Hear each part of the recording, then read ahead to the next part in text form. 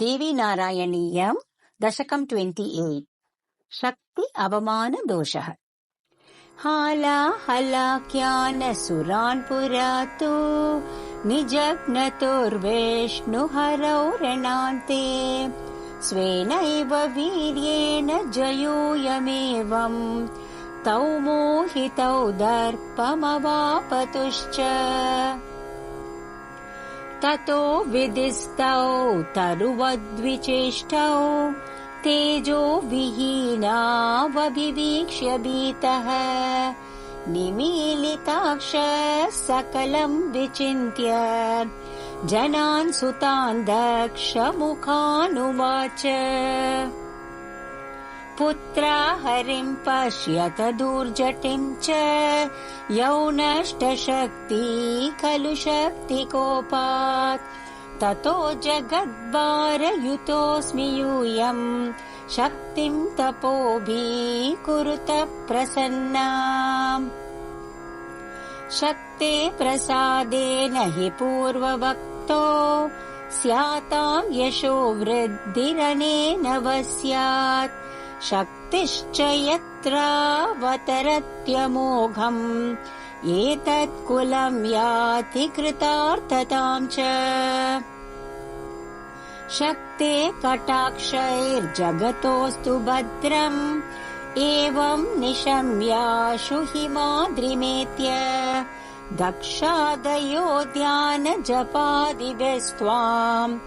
आराध्य भक्त्याब्दशतानि निन्युः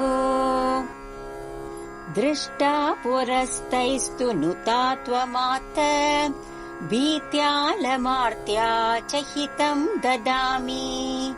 गौरी च लक्ष्मीश्च ममैव शक्ति तेषां भवे प्राग्हरये च दत्ते तौ शक्तिसाहाय्यत एव दैत्यान् निजग्नतु सत्यमिदं तु ताभ्याम् हाविस्मृतं शक्त्यवमानदोषात् विनष्टशक्ति खलु तावभूताम् तौ पूर्ववत्स्तामिह शक्तिरेका जायेत दक्षस्य कुले मदीया क्षीराब्धितोऽन्या च पुरारिराध्याम् गृह्णातु पश्चादितरां च विष्णुः सर्वे स्वशक्तिं परिपूज्य माया बीजादिमन्त्रान् विधिवज्जपन्तः विराट् स्वरूपं मम रूपमेतत् सच्चित् स्वरूपं च सदा स्मरेत प्रयाततुष्टा जगतां शुभं स्यात् एवं त्वमाभाष्यतिरो ददात कारुण्यतस्ते गिरिशो हरिश्च शक्तावभूतां निजकर्म कर्तुम् मातः कटाक्षा मयि ते पतन्तु मामास्तु मे शक्त्यवमानपापम्